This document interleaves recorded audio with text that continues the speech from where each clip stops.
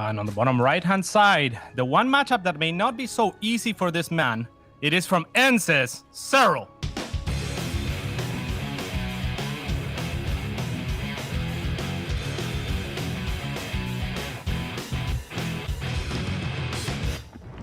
Reynor was saying in the lobby, Ben, that he wants to go bold now as well.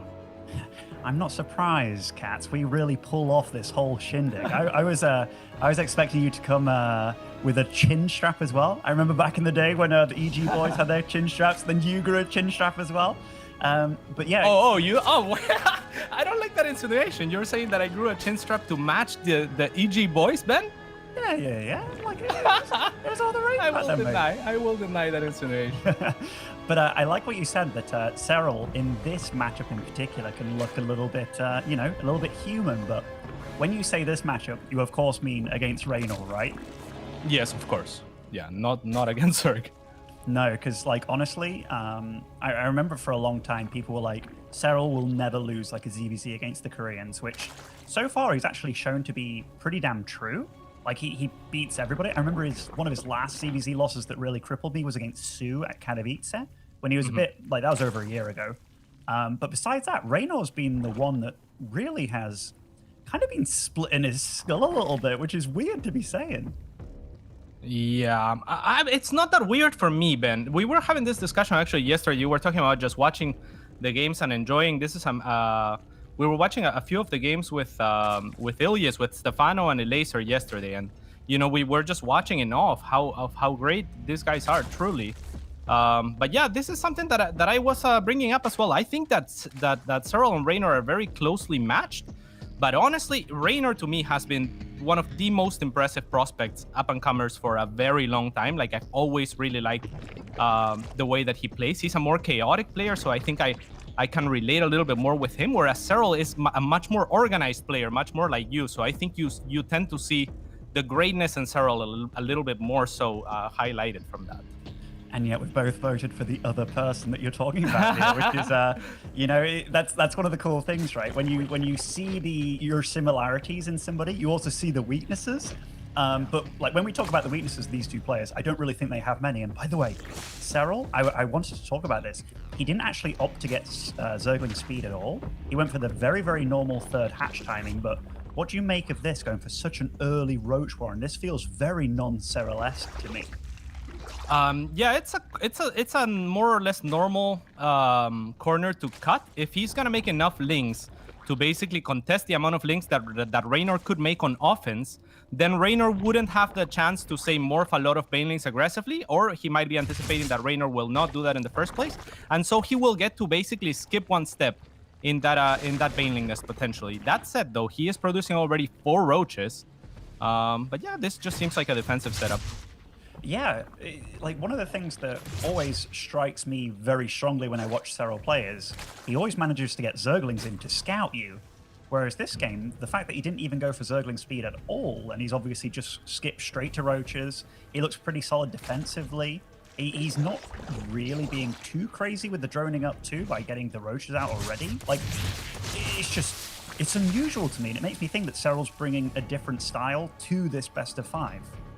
As he should, right? He's facing his kryptonite. So Serral is usually the type of player that is so methodical and so very solid that he doesn't lose to other players if he's just on top of his game. But I think against the likes of Reynor, if he wants to win, he's gonna have to cut corners. He's gonna have to play to the opponent. He's gonna have to say, these are the things that you're likely to do. These are the things that you're unlikely to do. I gotta play to that.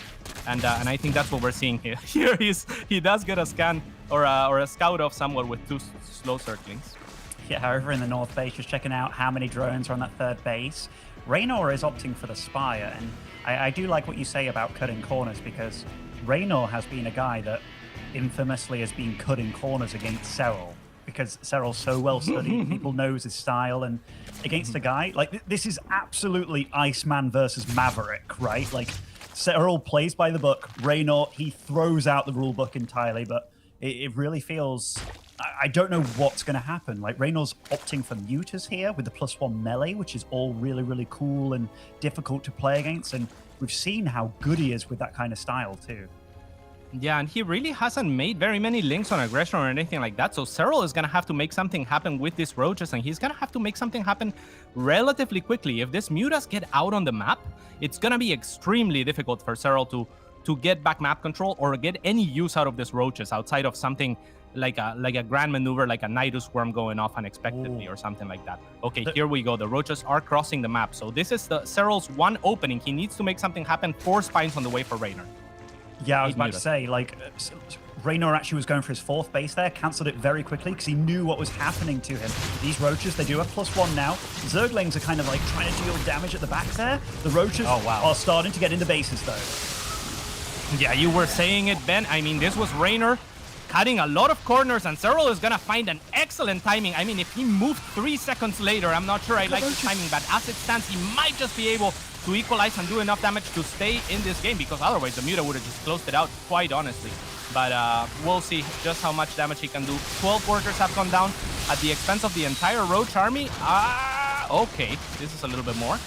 Yeah, I mean, Serral, he's only at 51 drones while all this was going on. Reynor went up to about 70, but Reynor's taking significant losses. Yeah, the Muta count's getting really high, but Serral, he's not taking any damage at home. And the Roaches, they're not stopping at all. Look at that red line just going across the map. Loads and loads of Roaches joining. Yeah, I mean, the Muta count is not really going too much higher up for Reynor, but he does have a decent number. As long as he can retain these drones and maybe keep the natural base intact. I love what Serral is doing, moving the roaches away from the roaches in the natural so that they can take down the Spire. This would be a huge pickoff. And yeah, I think this might be enough damage that Serral is going to find himself in a very comfortable position, especially after taking the 3rd as well. Yeah, and GG is called. Serral takes the first map in pretty non-Serral-esque fashion, which super cool to see him do something different. And I hate to say it, but like, or when I say I hate to say it, I love to say it. Serral actually caught Reynor off guard. This is like a massive flip of the coin here in terms of playstyles. Yeah, I would say so. And it's kind of what you were talking about. It was Reynor cutting corners a little bit too harshly, perhaps, right? Against a Serral that's not usually that aggressive. And Serral punishing without that much information. I mean, what information did he have? He had the information of the drones at the 3rd and his opponent's tendencies, more or less, right? And the fact that there's a lot of links out on the map as opposed to, say, roaches or something like that. And then the links pull back defensively, and that's Serral's go time. So yeah, I love that. Again, like 3-5 seconds later, I think the Mutas are out, and it's a much more difficult attack to make happen. The Mutas would be out, the Spines would be up, the Lings with +1 would have been done as well. And I mean, obviously the Lings would get 2-shot, but all these little things help so much. And like Serral, if he has had one weakness or one thing that he's been very vocal about, it's the fact that he doesn't like playing against Mutas. So the fact that he can kind of, well, he's just shown that he can kill the game before the Mutas actually become a problem. That's already going to be a little bit worrisome for Reynor, because Serral, he's prepped for this, man. Like your fire, your motivation might be greater than ever, but you are still against one of the greatest of all time. Yeah, and I mean, this is what I was saying. This is why I picked Serral. I am picking Serral, honestly, because at this point, he's lost like the last 3 times against Reynor. They have all been great matches. Most of them have gone down to the wire, but Reynor has been winning consistently against Serral.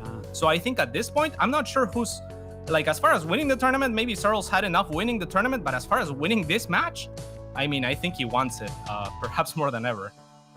Yeah, I think to both of these guys, actually, I think winning this match between these two, given that they are turning into really good rivalries, or it's a really good rivalry, winning this is almost more important than winning the tournament, I feel. Just because if Serral lets this youngster beat him again, are people going to start doubting, like, who's the greatest kind of thing? And they absolutely should, because Reynor, if he does beat him again, like, that would be 4 times in a row, and potentially his 2nd DreamHack in a row. Like, they're both so incredibly good. And the crazy thing about tonight's stream is the winner of this match goes up against Clem, who's waiting. It's just crazy, man. It's crazy.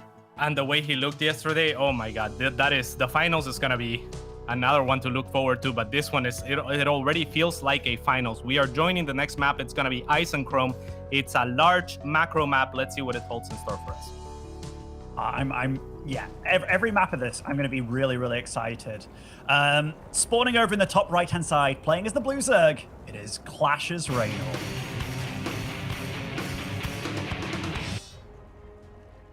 in the bottom left-hand side as the red third player, it is NCES Serral.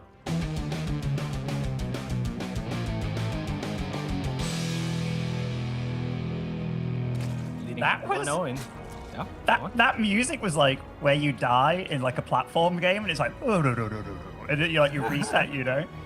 It's kind of weird showing that when Serral's the guy that's 1-0 up right now. Yeah, I mean, it should show that music to all of his opponents instead. Absolutely.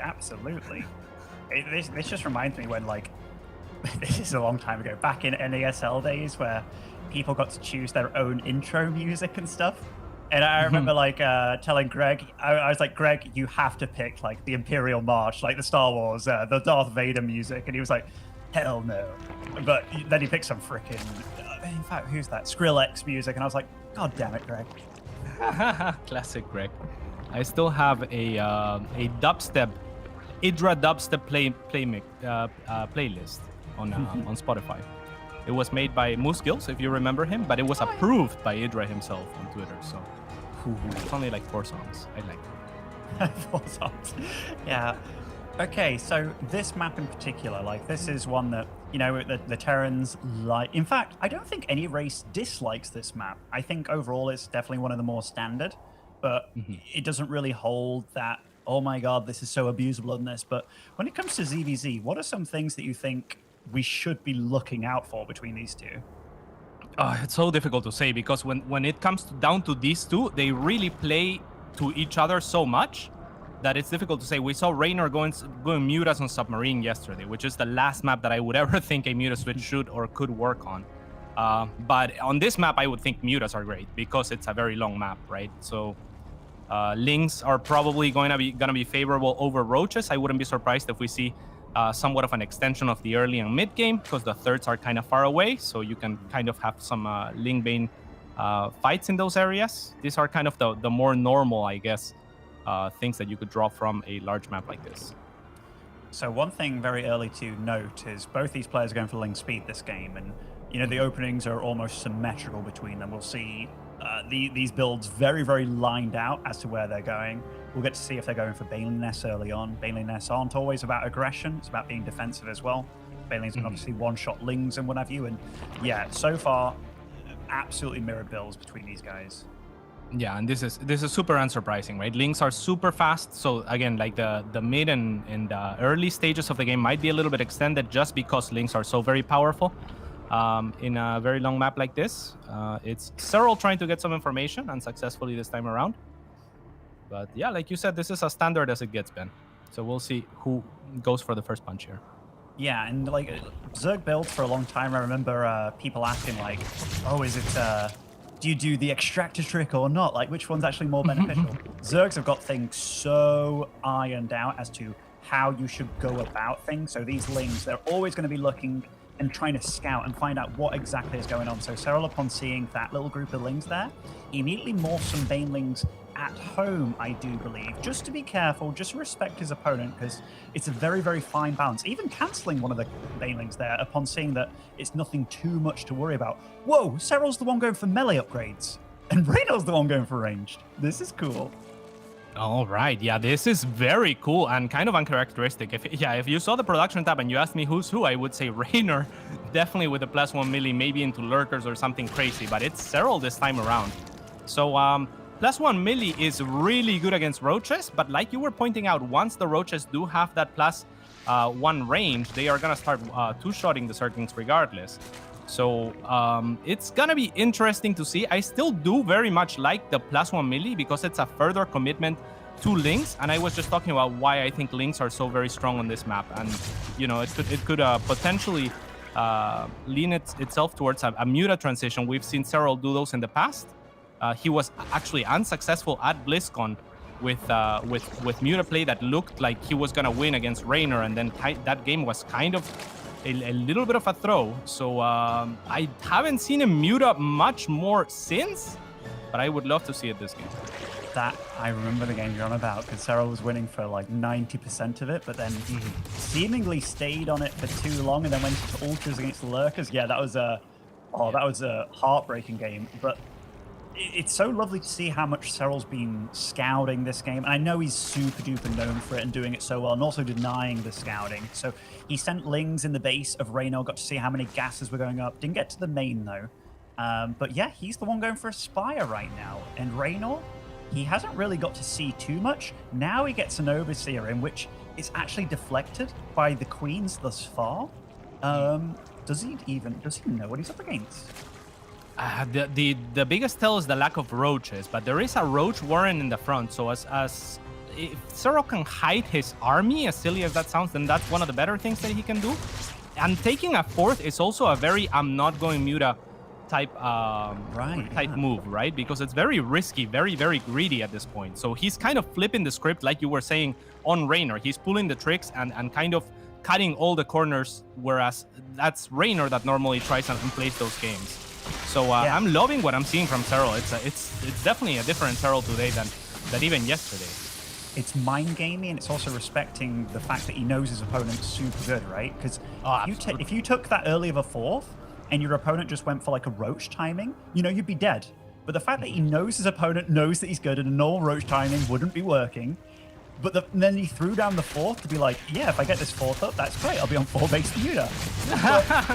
it just everything that Serral's doing right now is absolutely beautiful. And 2 infestation pits going down for Reynor. Lots of spores, but 14 mutas. So Reynor might be feeling the pressure just a little bit here, but he is going for the right stuff. Yeah, definitely. So Reynor is going to be trying to kind of lengthen the game as much as he can, and we might be seeing somewhat of a rematch from that very BlizzCon match that we were talking about, right? It's a very similar setup in this particular game, and it's this time around Serral that's gonna get the map control and presumably attempt at a snowball here with his Muta. Reynor is already very well set up defensively. So yeah, I'm interested to see how this game progresses. Reynor is very fast at transitioning already. Wow. I think Reynor's been handled, like, even though I've been giving credit, that is a lot of Lings getting into the natural and the main though. And the Mutas are at the 4th base as well, so lots of Queens will be falling and drones as well. Yeah, and these Lings do have +1, so they are as effective as they can be at killing little drones and whatnot. The Mutas are trying to do what they can. They have identified a weakness potentially in the main, maybe wanting to snipe that one Queen. Instead, they're going to find themselves 3 drones transferring, and at least he will get to spot everything that's going on. Now, important to note is what Serral is continuing to do here in continuing to produce those Mutalisks and continuing to commit further into the ground upgrades. So we are indeed seeing somewhat of a regame on a different map, different setup, and I would argue even harder to make work on the side of Serral compared to that BlizzCon match where he's kind of overcommitting, perhaps. I'm not sure. Well, it's not an overcommitment if it wins him the game. If it wins him the game, that's what he's looking for. I'm seeing some beautiful things out of both of them. So Serral is taking a 5th behind this, and he also made a lot of drones behind this, so he is ahead economically. Oh, Banelings! They do get into the 4th base here, despite the lurkers, and the Banelings get a lot of kills. That wasn't meant to happen. Reynor actually built a wall there to deflect it, but Serral distracted with one hand and went in with the other. Yeah, only a couple of transfuses available here, so this hatch will not be saved no matter what. And this is an excellent position for Serral, who is this time around transitioning a little bit better than back then. He already has an infestation pit in place, so would love to see him start a hive or whatever he's gonna start. Lurkers are now in place, and this is where it started going south last time, right? Like, those Lurkers are so very good at deflecting, in particular, Baneling aggression. Look at this, so methodical by Serral, trying to get rid of some of those Evos to make way for the Banelings on that side. Yeah, I love that you mentioned that. Like, it was really good to build a wall. I love how creative Zergs are being these days with just utilizing buildings and stuff. And the parasitic bomb! That's a big parasitic bomb! Reddit? Okay, it wasn't as good as the Reddit split, but that was nice defense by Reynor, to be fair to him. No, that was brilliant by Reynor. I mean, Serral goes in thinking that he killed one of the Lurkers, but the Lurker got transfused. That Lurker gets another shot onto all of the Banelings, and basically they all collapse, they all die, right? So it's the kind of thing where you're very zoned in the game, and you kind of like do this maneuvers, and you think, okay, like, I can get through, and all of a sudden the Lurker doesn't die. Like, that transfuse was so clutch. And then the parasitic bomb at the same time to make it so that the Mutas couldn't further insist on killing those Lurkers. And oh man, this is not good for Serral. Oh, yeah, I mean, there's a lot of lurkers alive. In fact, there was just 3, and they were all at that base waiting for those banelings. And Reynor, he's reestablishing that wall. The Queens did a real good job tanking, but Serral, he's just making way more banelings. I'm getting a little bit more scared as time goes by for him, though. Yeah, I really wish he didn't. I mean, it's so difficult to continue to come to this composition when his opponent already has Lurkers, the hard counter to Banelings, and Vipers, the hard counter to Muta. So now we see a little bit of a transition as well on the side of Serral, who is now going for his own Lurker Hydras, and is going to continue to deny the economy. This is perfect. This is the move that he needs. Mind you, he is behind this on 5 bases. Not taking down that 4th was what was hurting him perhaps the most. Now I feel a little bit more confident for him again. Yeah, he's just trying to find the 2 weak spots. It's very hard to attack on this map. Ice and Chrome, it's very, very defensive. But now we see that Serral behind all this, despite being so goddamn aggressive, he is up to Lurker tech of his own, and he's also focusing on the range upgrades and stuff for his ground units, getting the Hydras out, got the Vipers out as well. And if there's one thing Serral does so well, it's Viper versus Viper micro. Oh, yeah, is he going to split? Oh, he's so good at these splits, man. Yeah, of course, he's the best. And yeah, to your point, I mean, he is the king of the late game as well, right? So when it does get to those stages, Serral can definitely stabilize. And I say stabilize, but really economically, he's doing fantastic throughout this entire game, right? Like, I mean, he has wasted quite a few banings onto the base on the right-hand side of the map, but otherwise, the game seems to be going pretty well for Serral. Those are some cool-looking Hydralisks, by the way. Those are the new Brood War, skins? right? I think they're the Brood War Hydralisks. Oh, they are really, really damn cool. Yeah. They are the Brood War Hydras. They look really cool. But, okay, so Reynor, he's trying to expand more. Serral is up to 6 bases now. He's catching up on upgrades as well. I mean, Reynor's doing super well on the upgrade front. Oh! That is some... Okay, the Banelings didn't get the connections. Wow, so much Reynor! Around, though. Yeah, he's flanking from the bottom side. I didn't even know he had any roaches at all, so that is amazing. Reynor just shows up with such a great surround, and that is in part due to this Muta, right? A lot of the supply is tied into this Muta, and they are gonna struggle to make anything happen. It's also the upgrades. I believe that the upgrades are highly in favor of Reynor at this point, so Serral really has some catching up to do in that front. I'm a little bit surprised at the move out, as he is getting his upgrades situated and the Lurkers situated, so applying a little bit more pressure than maybe he is that he can handle right now. This Muta are also gonna start falling, and now it's Reynor on the offense. Oh man.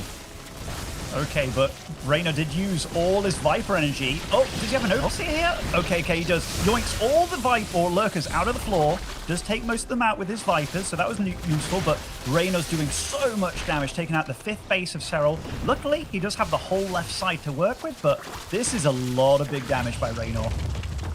Yeah, absolutely. The Vipers and the Lurkers are going to hold the position now for Serral. But yeah, the game economically has more or less evened out from this, where Serral had an advantage in that front, and that puts the advantage overall on the side of Reynor, because he does have much better upgrades than Serral at this point in time. He certainly does. What's the Lurker count at? It's 4 for Serral, 1 for Reynor, so that does allow a little bit of a positional moving. By the way, Reynor only just now got Adaptive Talon, so maybe that kind of made it a bit harder for him to move around and actually land on the assault there. Yeah, that might have been an oversight, because that has been up for so long, and he's definitely had the bank. Now Serral on the move out here. It's this Viper control that's gonna be very important. The Viper count also very important, and it's gonna be favoring Reynor by 2 at the moment. They also have more energy to work with, and on defense, of course, they can continue to replenish themselves. So the Mutas are out of the picture right now, which does allow Reynor a little bit of breathing room, but that is still a very scary Serral army. And now, the Abducts over the Hydras. The Lurkers do get blinding clouded, but Serral took a really damn good fight there against Reynor. Yeah, seizing a moment excellently. I'm not sure it's... Oh, look. Oh, there's a changeling. Actually, that's Reynor's changeling. I'm not sure how Serral exactly got situated. It might have been just with the heads up of the watchtower, but he saw Reynor walking into him, and he just, abducted as fast as possible, while Reynor was not looking. So yeah, they are really, really trying to, catch each other as much as they can. Yeah, and like look at the meandering around the map. Like Serral's actually split off his army in 2 parts here. Lurker's getting on the top base of Reynor. This is one of his newest, freshest bases. So this is really, really problematic. To take this out, he does need Viper's Blinding Cloud, but the base is gone. Nice abducts by Reynor. Doesn't go home without any losses. Yeah, it's such a risky maneuver as well because lurkers are not super fast at killing those bases, and if they are exposed without any army to back them up, they can really fall quickly. So I'm surprised Serral went for that, but it ends up working out. At the same time, he was moving with his army on the other side of the map, so if Reynor overcommitted, he was ready to pounce onto one of the south bases of Reynor. Okay, let's see. These lurkers, again, potentially trying to get the army off position, but they catch wind of the Vipers. That would be too easy for Reynor to take down, so Serral will have to back another great set of abducts. Yeah, like Reynor, he kind of saw the army coming too with the watchtower, or at least maybe saw a little bit, but he was kind of distracted by those lurkers on the bottom side there, which he is going to deflect, but Serral, man, these players are so quick. They're handling and juggling 2 armies at the same time. Indeed. And now Serral with excellent blinding clouds and getting the pulse again. I think you're super right, Ben. On point is Serral with those abducts. And where there was a Viper lead at some point for Reynor, it's vanished. Down to 1 Viper to the 7 of Serral. He has not lost very many in these exchanges. He hasn't, but Reynor, he's got way more hydrocy. He's got a lot of firepower. No lurkers. Yeah, there's no lurkers here defensively for Serral, and you don't want to take that fight. He doesn't even have the blinding cloud or anything. Now comes the lurker flank, but it's only 2 of them. And Reynor taking a brilliant engagement here, just off of sheer numbers. Yeah, and drones are falling for Serral. There is a lurker just on his own. Does get taken out by this little group of Hydras, but Reynor busting this middle base. Oh dear, there's so much chaos and action. Reynor's doing a really good job of pushing 2 bases, but Serral does surround and swallow up this army entirely. Reynor trying to pick off as many Vipers with those dying Hydras as he can. He does a good job of it, but in the meantime, he's also taken out this bottom base, and wow, Reynor's putting on so much pressure with just a low-tier army here. Yeah, absolutely. He identifies that the army of Serral is preoccupied, but Serral at the same time is not going to let him have it for free. So he has moved inconspicuously across the map. I believe Reynor has not spotted it. Now he will. I'm not sure that Serral wants to stop for this base too much. He should be moving on to the more important position, because now that base that was basically a decoy has bought Reynor time to reposition onto the important mining base here. It certainly was a decoy. Like, it bought him so much time, and now he's here, prepared and ready. And when he's got that many spore crawlers, you might be wondering, what are they for? Well, if you abduct the Vipers into them, it's great, but more importantly, vision for the lurkers if you are to go up against them. Both of them are re-establishing their lurker counts, and Serral's going to be up to 10 pretty soon. Reynor going up to 8 by the looks of it. Yeah, it's vision for the lurkers, and it's also vision against the lurkers in a certain sense. It's more like zoning out the overseers also, right? You have to respect those spores. You can't just run into lurkers under spores very easily. There has to be a lot of Viper work done with blinding clouds or abducts onto those lurkers prior. Huge armies here. It's got to be said, Serral's finding it much harder to deal damage, whereas Reynor's just kind of bouncing from base to base, just taken out. And look here, he's just going to kill this re-establishing hatchery over here. And Serral, he's going for these... He's going for these peripheral bases and stuff, and he's going to be getting damaged in at the south one. He takes out the north one again.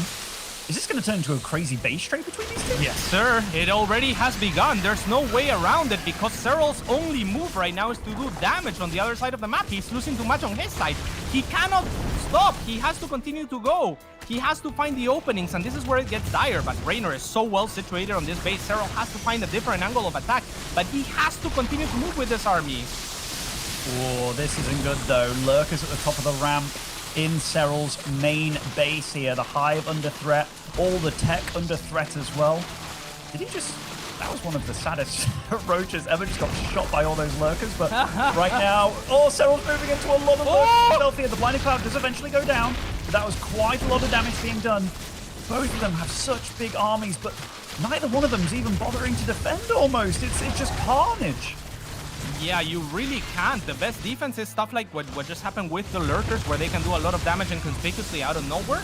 But otherwise, it's so difficult to engage onto these positions as they are taken, right? So both players in dire straits. But I gotta say, it looks a little bit better for Reynor, at least on the map. It does, but he did just lose all his overlords, which is a big deal. Big blinding clouds from both these players. Did Serral just make? Wow. In fact, I don't know who's winning this anymore. Serral's still got 7 lurkers against 2. There is no amount of commentary that can do a game between these two servers because there's so much stuff going on at all points in time, and they are just, you know, quite possibly the best 2 players in the world. This is just such a treat to watch. So let's just see this situation unfolds, Ben, because I have no idea.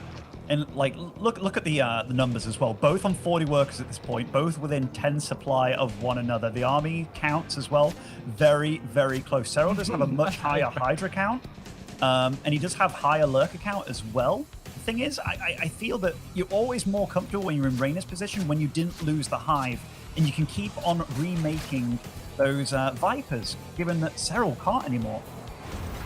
Yeah, it's super important for Serral that he gets this blinding clouds going. It's also important for him to identify if he is ahead economically. So it's important to perhaps kill this peripheral base and then situate himself in a position where I really don't know if he should be here without having full energy on all of his Vipers, because it's so important at this point. Like, the blinding clouds it's what it's gonna come down to. Without blinding clouds, I almost like Reynor's army a little bit better because the roaches are super strong. That said, Serral is adding roaches of his own, and it's good abduct this time on the side of Reynor. And most of the Vipers of Serral go down, only 2 remaining on either side. Actually, there's 4 on the side of Reynor, not all here though. That was crazy. Like, those lurkers, as soon as they burrow, the army just evaporates. And Reynor, he's still on just 2 lurkers, and he's having to play so defensive with them. Oh, drones are falling somewhere. Okay, they're just evacuating to the other side of the map. Oh, the lurkers of Reynor actually fell. Who's were his last lurkers? That is really rough. It's really the Vipers that it's gonna come down to though. And Reynor feels pressure to make something happen right now. He's gonna cross with the roaches. Maybe set up a flank now is the better idea, but the Vipers are gonna get abducted as well as 2 lurkers. Okay, this is not undoable. I mean, it's mostly Hydras. There's not much of a meat shield. I'm a little bit surprised that Reynor's not setting a concave though. Or at least a full surround, but it's so very difficult in the position that Serral is, especially with the watchtower and the fact that he would have to go through one of Serral's bases to do that. Of course, Serral knows all this, which is why his army's there in the first place. I think Reynor's actually trying to act strong when he's a bit weak, you know? Because, if the lurkers... Here it comes. He's heading... I think he's setting up the surround. No, he's going around now. This is a position where he can get surrounded, though. That's where the army of Reynor could thrive, even over these lurkers. But if Reynor attacks head-on to the lurkers, Ben, there's just no chance for him. I feel like Serral's army is so much stronger at this point. I mean, it is. It really is. Like, I know the blinding clouds can work absolute wonders, but okay, Serral now finds this kind of cheeky hidden base in the bottom right side as well. The thing for Reynor, I think he has to play so patient and just keep on picking off the lurkers, because that's the one big disadvantage. He's going exactly for that. Yeah, that was brilliant. With the blinding clouds as well to avoid retaliation. That was brilliant. Exactly what you were talking about, Ben. That's exactly what he needs to do with those lurkers in play. He is not going to be able to take effective engagements, but have they all gone down? 1 remains. And where is that 1 lurker? I mean, that was the one real advantage that Serral had, and now, like, Reynor did the one thing that he absolutely had to do. Oh, no! That's the last lurker. That's the last lurker. No, it's the last one. Oh, he will go down and start. Oh, what? Okay. Reynor's gonna go down and kill it. These guys are gonna give me a heart attack, Ben. Now the armies have reset back to the Stone Age. I'm not sure how this happened. At some point, this was a late game. We are now back in the mid game somehow between these two. There is 2 Vipers remaining. They're basically like crocodiles. Reynor's coming in from 2 angles here, getting a little bit of a sandwich trying to be made. And wait, he's blocking with the chain link.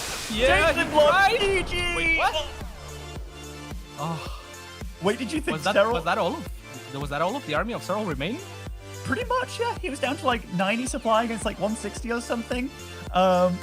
We must have missed a little bit of something there towards the end, but wow. What a brawl. Truly a brawl. Like, you know, you said something, and it made me think both these guys must have been training at Cobra Kai, you know? Because, like, the best defense, Cats, is even more offense, you know? And that's exactly what both these guys did. Like, they were losing bases left, right, and center. It was just really darn cool between them. Yeah, really no mercy showing and shining through as well. So, That is indeed very exciting. Are we gonna jump into the third game here, or are we going on a break? I am not sure, so I would like to. Okay, all right. So we are gonna be going into a quick break, and when we get back, more of that.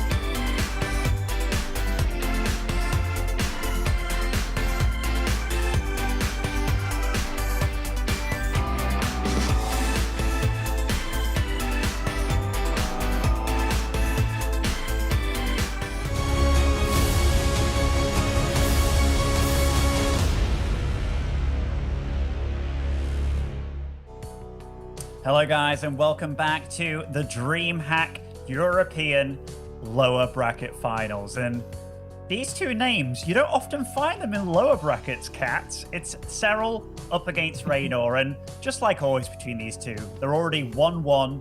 It's neck and neck, and we're going into the third game now, which will be appearing on Eternal Empire. Rotterdam's Eternal Palace. Rotterdam's Eternal Palace, mate.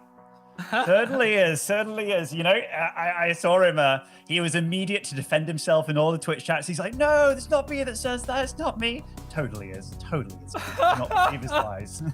I'm not sure, Ben. I was inclined to believe you, but then the other day I heard you call. Was it Ever Dream? No, Ice and Chrome. Ice and Chrome. Ice and Dream, you called it. Yeah, what can I say? I'm a boomer these days, man. I get my map names mixed up and what have you. But you guys know what I'm on about. Okay, guys, spawning in the top right-hand side, playing for Team Ent, it is Serral.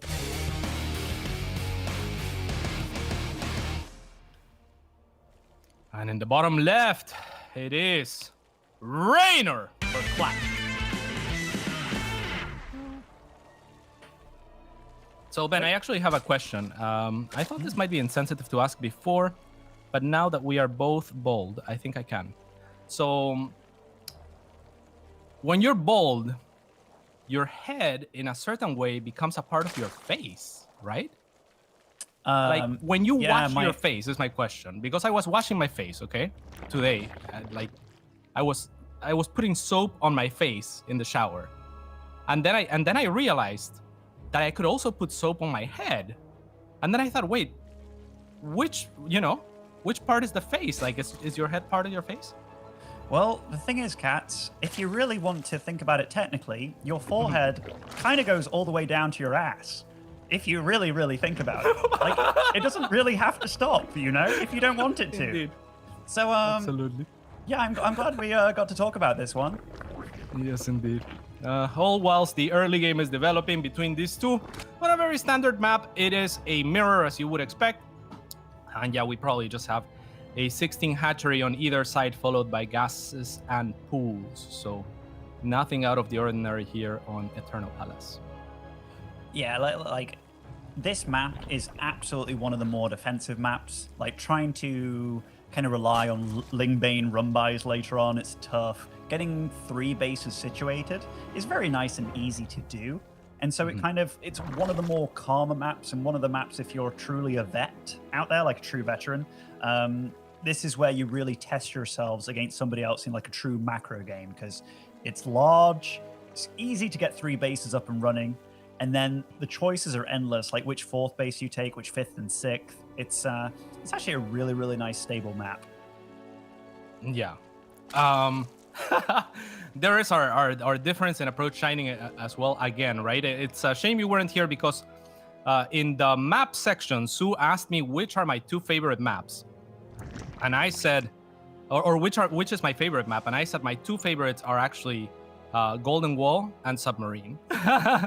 And this would probably be my least favorite, going by the same logic, which is why I imagine it's just about your favorite, right? We are truly yin-yang in outfits and mindsets, I think.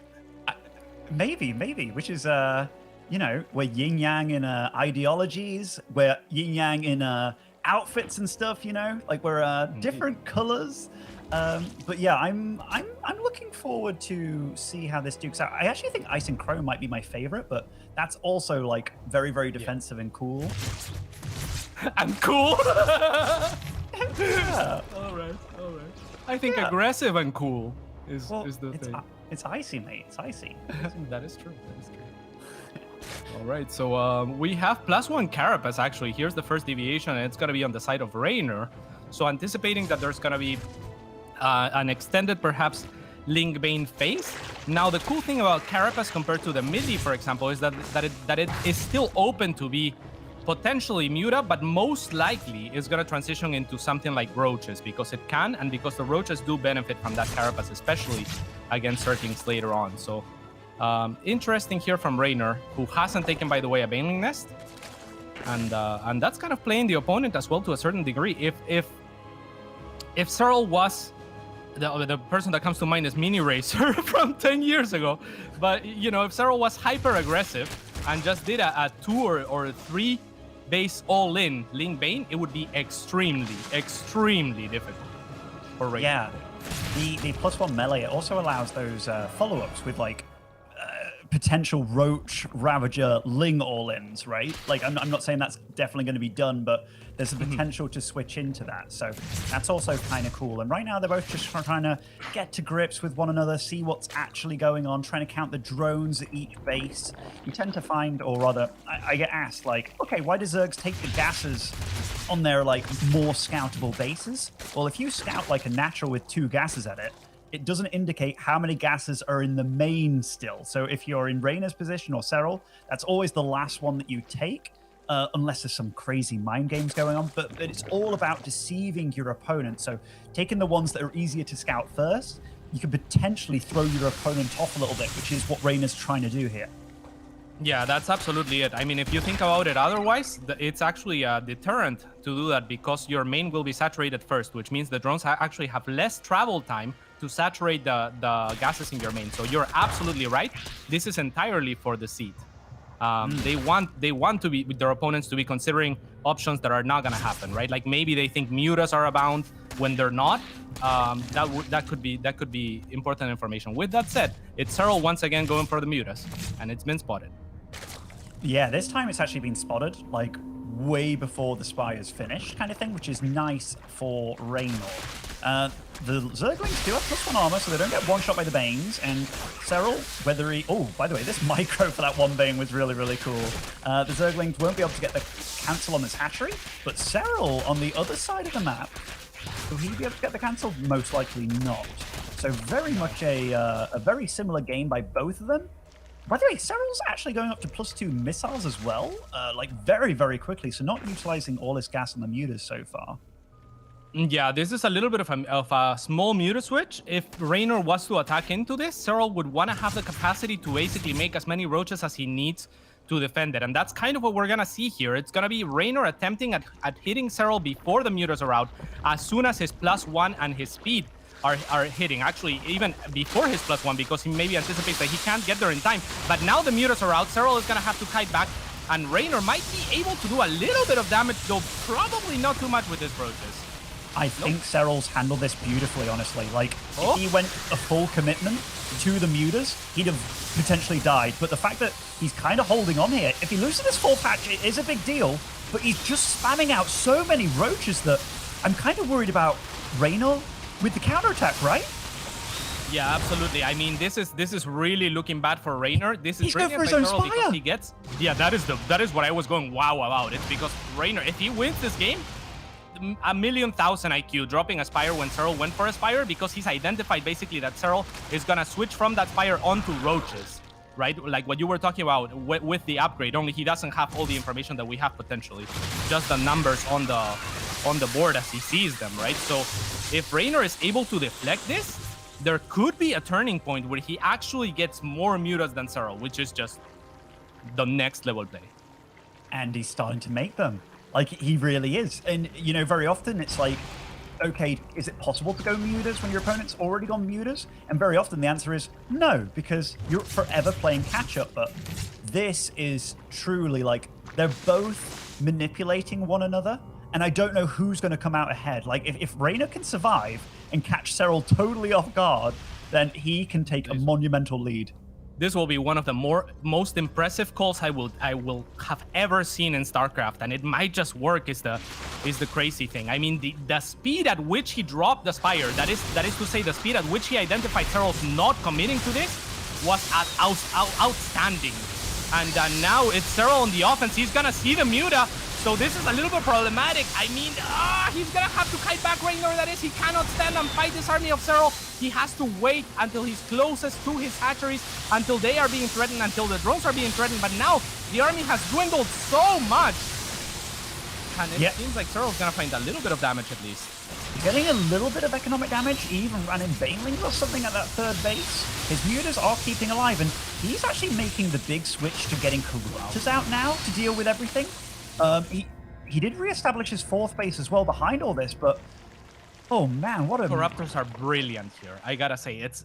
I mean, these guys are just brilliant all the time. Like, I'm not sure if I have to preface how brilliant every one of their maneuvers is, but Corruptors is so smart because they actually trade gas for gas very efficiently against the muta, but not in these numbers. The mutas of Reynor are gonna pounce onto the Corruptors, and they're gonna get rid of most of them before the Spore can come to aid. Now repositioning to avoid that Spore has gotten rid of a lot of them, and I'm curious to see Reynor. It looks like he's gonna continue to commit to mutas and not at Corruptors of his own. But yeah, as I was saying, Ben, I think it's so amazing the call for the Corruptors, because gas for gas, they do amazing. Wow, just I don't even.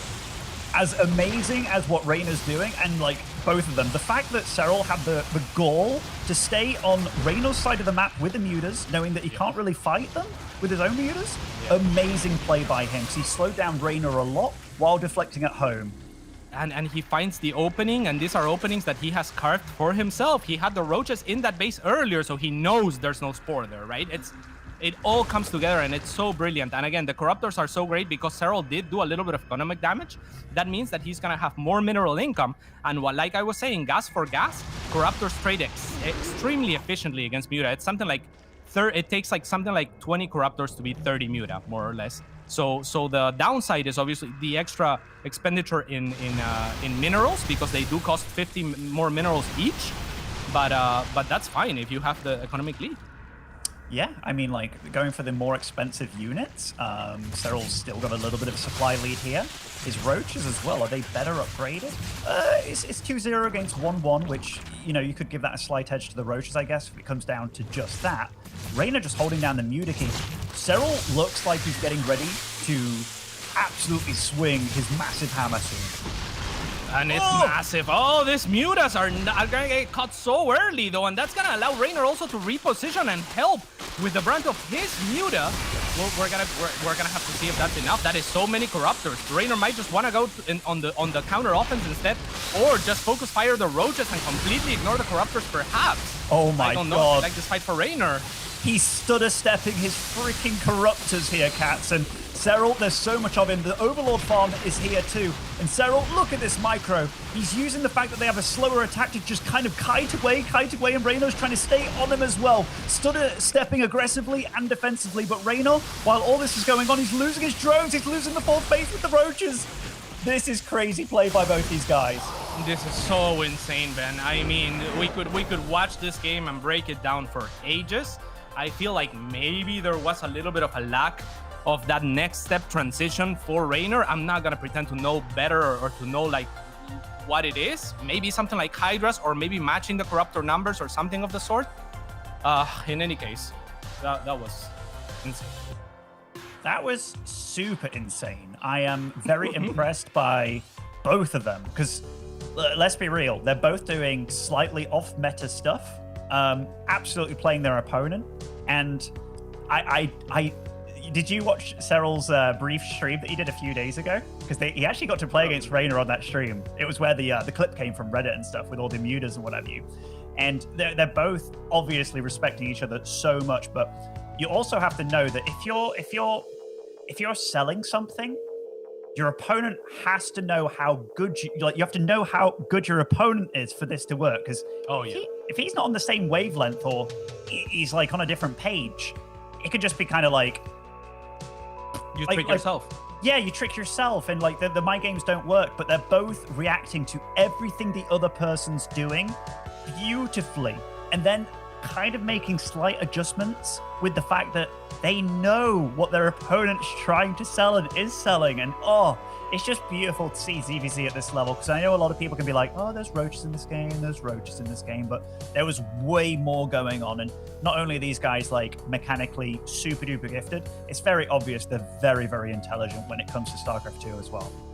Oh yeah, absolutely. I mean, that Spire by Reynor, that was so gutsy, that was so brilliant. It's like you said, it's, you know, if you were to write a book of rules of StarCraft 2 and a book of rules of CVC, you would probably put, you know, if your opponent's already going muta, don't go muta. That would be a thing, right? But identifying that your opponent's not committing to those muta, probably by scouting the Evo Chamber a second time or something. I mean, these players are really plugged into the game, right?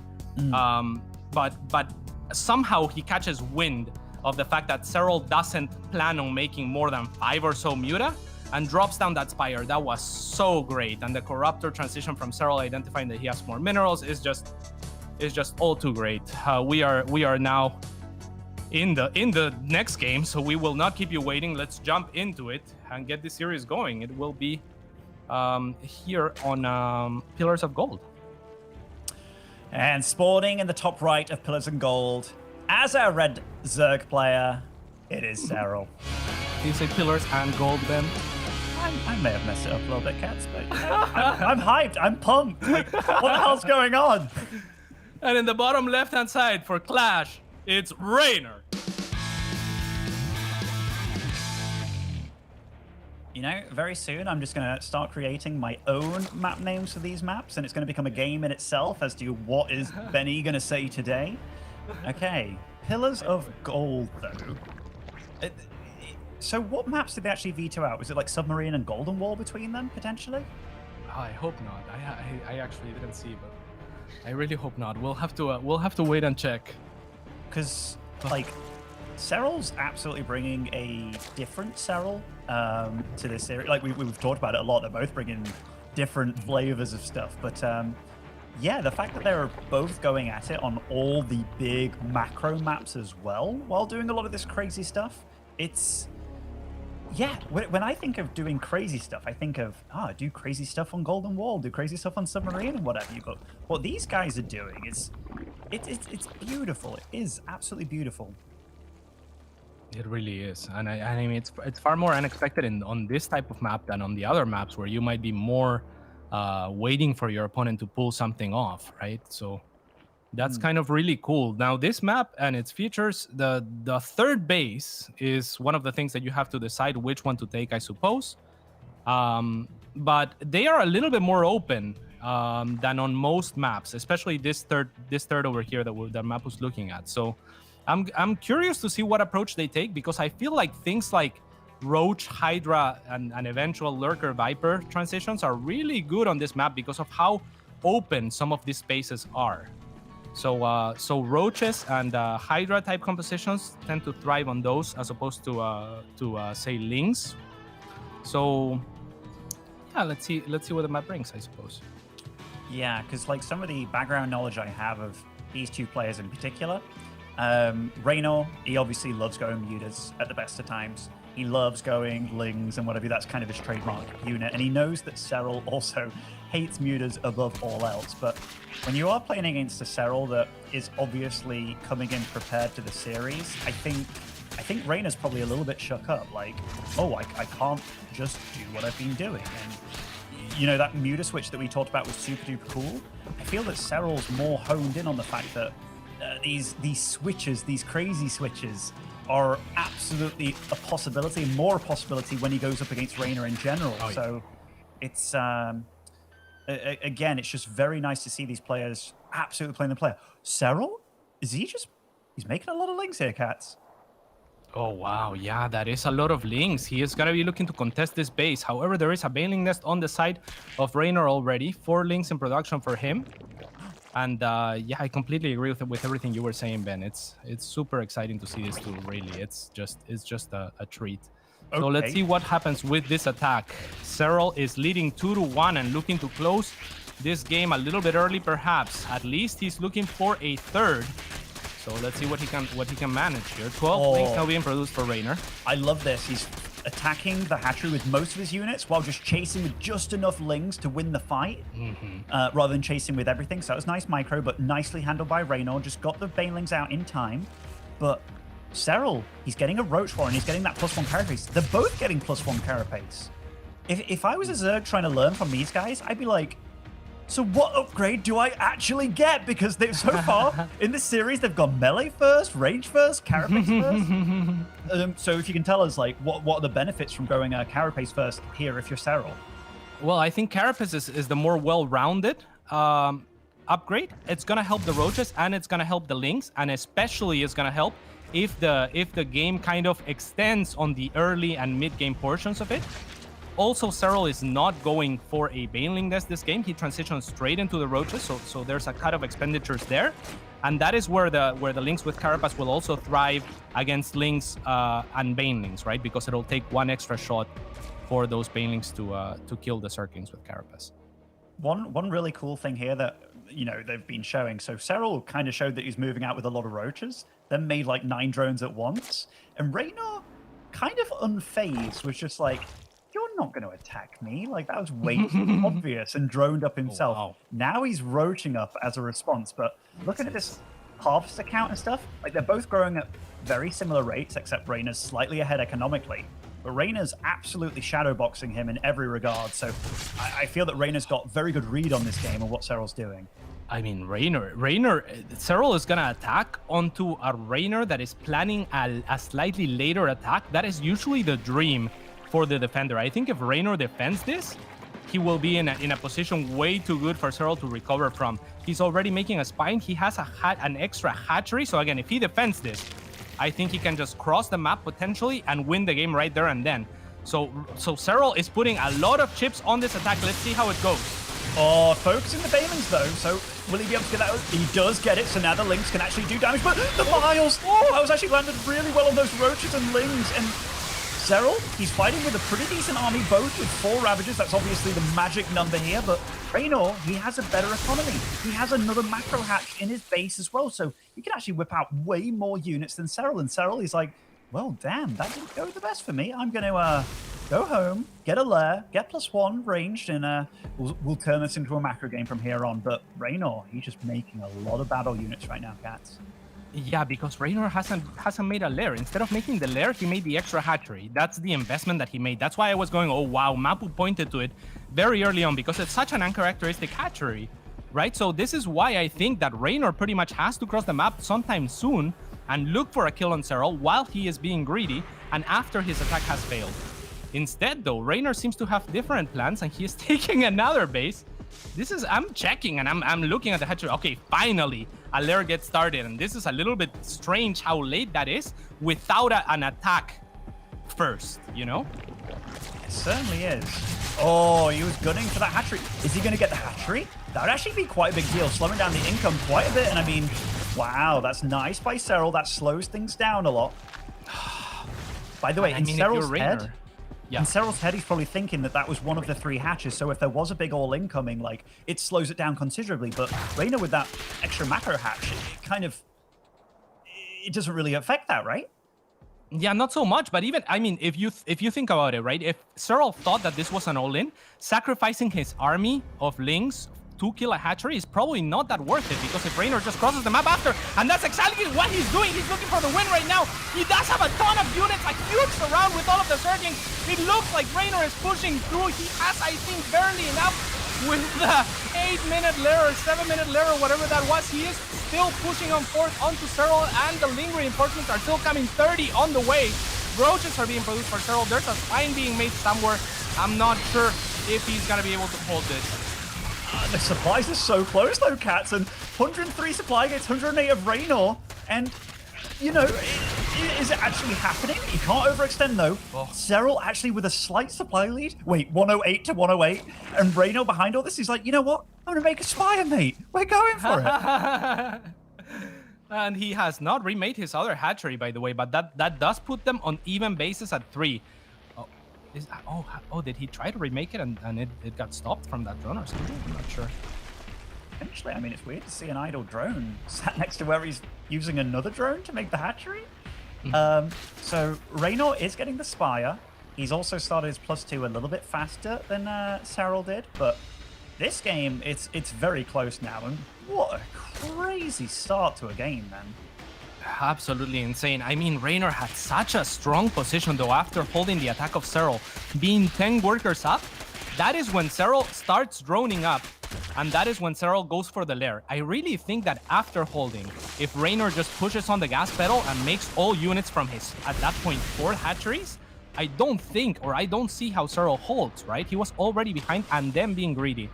Like, it's one of the worst things that can happen to you as a player if you're planning an attack that hits against your opponent planning a slightly later attack, because then, you know, then they just have just enough to defend and a much better economy.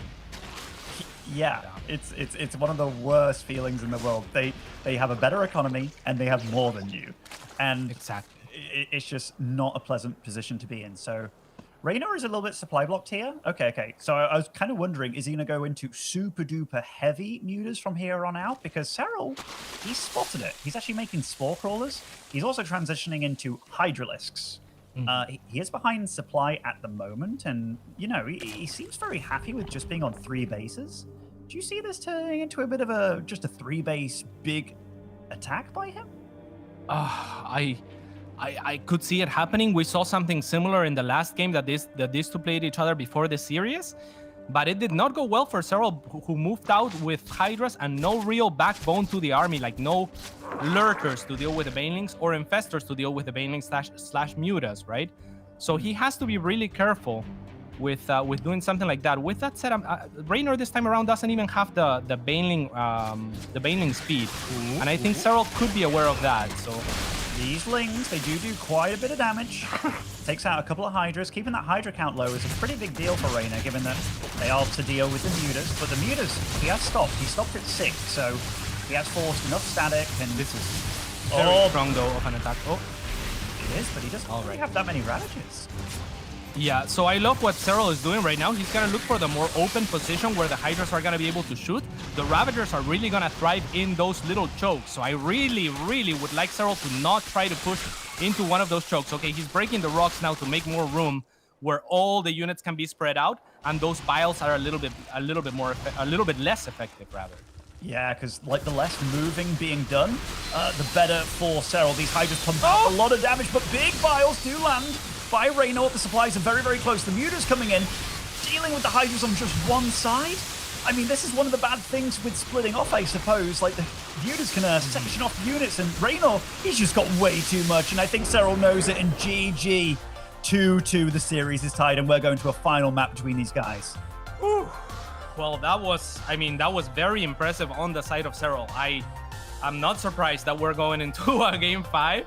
It seems like we always go into a game 5. They are so very closely matched, but I do feel like Serral is running hot. I mean, he had an attack at such a great disadvantage, and then I feel like he's somewhat stabilized, and I really thought the game was gonna be over much sooner. So we're gonna go to a quick break, and then when we get back, the resolution of this amazing semifinals, I guess you could call it, or losers bracket finals.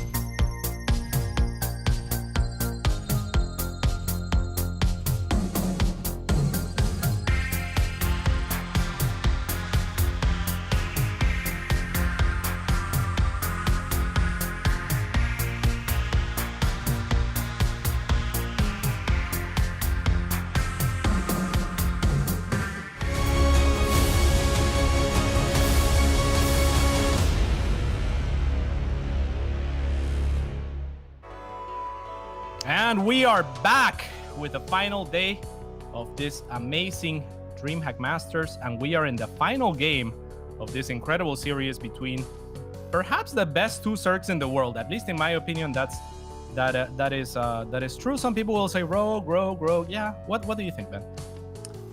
Actually, I feel this, and I've felt this for a little bit of time. I feel that if these guys do go up against Rogue, because I think Serral has a super winning record against Rogue in general, but I think Reynor's now of that caliber where the only guy I've ever seen stomp Reynor actually was Dark at BlizzCon, but I don't know. I think Reynor seemed very out of sorts there. Also, you got to say Reynor has evolved since then. Oh yeah, a whole lot. And I mean, Dark was also at his peak there. I think he was on quite the hot streak himself. Regardless, this next map, guys, it's gonna be amazing. It's one of my absolute favorites, so I am super excited to see what it brings. It's gonna be Submarine, Ben, and we are loading in right now. Yeah, you were talking about your favorite maps and stuff, Cats. And Submarine, this is short, this is dicey. I know if Pig was here, it'd be like, mate, it's like a knife fight in a phone booth and all that jazz. But anyhow, spawning over in the bottom right-hand side, playing for Team Ents, it is Serral.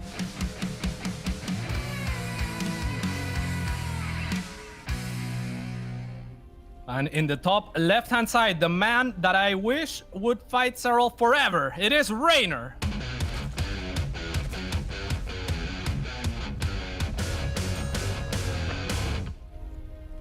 Let's be real. Like, Terran, Protoss, or Zerg, these two duking it out. This is what you want to see, right? Like, they are absolutely two of the best foreigners of all time.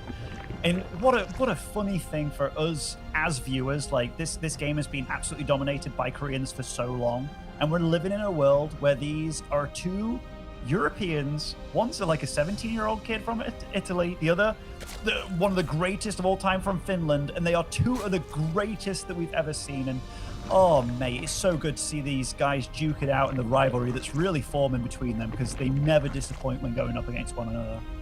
They really don't. Last time around, by the way, Reynor opted to go for a 12 pull on this map, and Serral, somewhat unfazed, is gonna go for the hatch first again. He did hold very comfortably last time, and what you're saying, Ben, hits me in the feels so hard, because I have been playing StarCraft for something like close to 20 years, and you know, following the competitive scene for something like 17 years or something like that.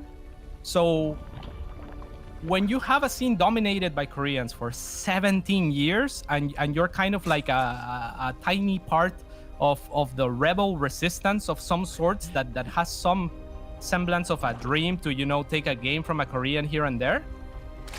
When Serral won BlizzCon, oh my god, I don't know if he was crying more or me, because it was just so many emotions coming to the arena, and how it was full, but most importantly for me, just the fact that a foreigner finally won, you know, the most prestigious tournament out there was just, it was so much. It was amazing. It was amazing. Like, I think I got asked the other day, like, who is the one player that has been like the most influential in StarCraft? And it's got to be Serral, right? Like, absolutely by far and away. If you play other games and it's like, oh, who's the best StarCraft guy? And it's like, is it Korean? Like, people don't necessarily say that anymore. They'll be like, oh, it's that Finnish guy. And it's like, oh, like, it just holds so much weight behind it. Just to talk a little bit about the game. So you talked about how Reynor 12 pulled him on this map last time. Serral did opt for an earlier pull than normal. He did a kind of cut one drone here even, so his gas was normal timing, but his pull was much quicker. Like, it was about 6 seconds faster than Reynor, so I don't know whether that was Reynor being super, or rather Serral being super early with it, or Reynor being a bit more greedy by getting out another drone and stuff, but that was maybe just a slight build deviation by him to counter that kind of stuff. No, I imagine it was. That's what I thought I saw, but then I checked the gases and they were even, so I was like, no, it must have been something else. But I think you're completely right, yeah. So yeah, that's probably what it was, a small adaptation on the side of Serral.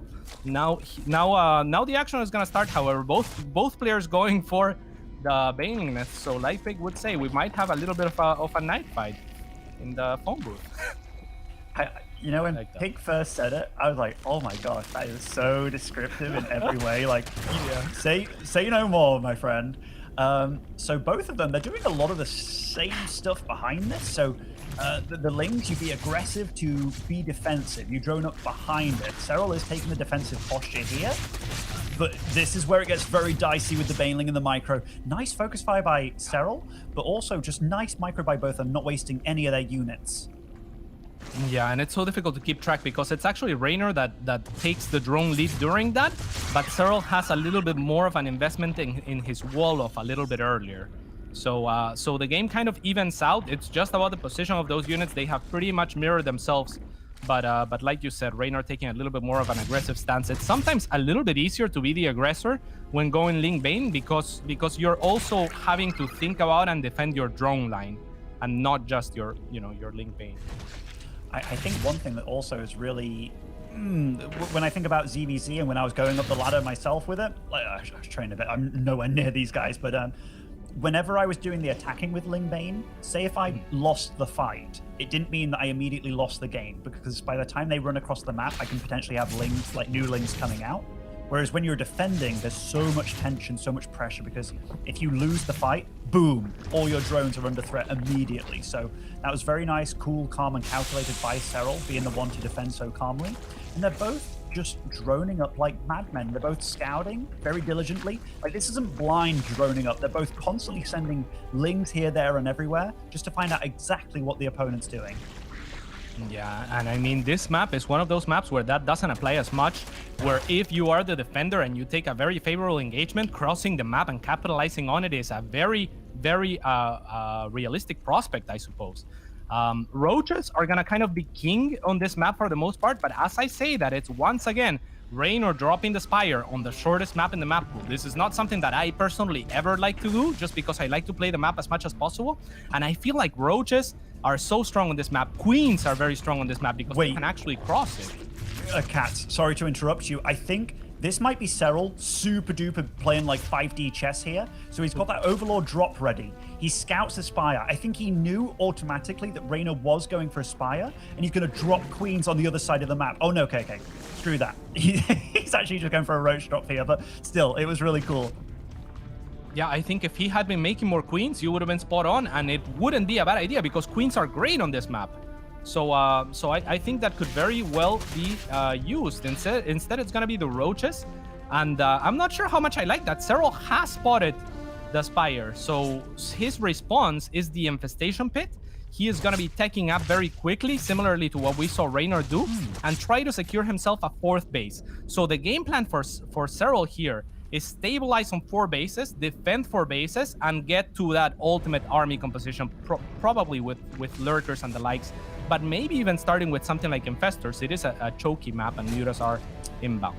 It's going to be tough, because I never like seeing the guy that's not going Mutas be behind in drones and army supply and stuff when they're the one going for Roaches. And like, then you have to commit so much to the spores, which, you know, that's drones being converted. And Reynor, if we look at the map, he has so much vision. This is nice by Serral, though, just slowing down the economy, slowing down the gas income especially. Yeah, this is great. But yeah, it's what you're saying, Ben. It's Reynor cutting the corners and getting away with most of it, in spite of the fact that Serral spotted it. And I was talking about this drop. I never really liked it, Ben. I would have liked that Overlord drop to be with the Queens. But the problem was, I think the decision to use the Overlord for drop was made before he spotted the Spire. So maybe he felt like he had to commit to it to some degree because, you know, you have an Overlord with the ability to drop stuff. I'm getting a little bit scared for Serral here. Like, these upgrades, they're a little bit away for both of them, obviously. But Reynor's posturing very aggressively, and that is a lot of Ravagers being morphed in here. And Serral, he's getting Infestors and stuff. The Infestors could be huge, though. Remember, there's still the Corrosive Vials. This is so amazing because Corrosive Vials and Infestors can still do a great deal of damage because they will hold most of the army in place. It makes it so difficult to split. But as I say that, Reynor still finds a way to somewhat split the Mutas on top of the Roaches as they realize that the Queens were defending against the Link Bane. But now it's Serral on the chase as he has found an opening and is now transitioning also into a hive confidently as he pushes Reynor back.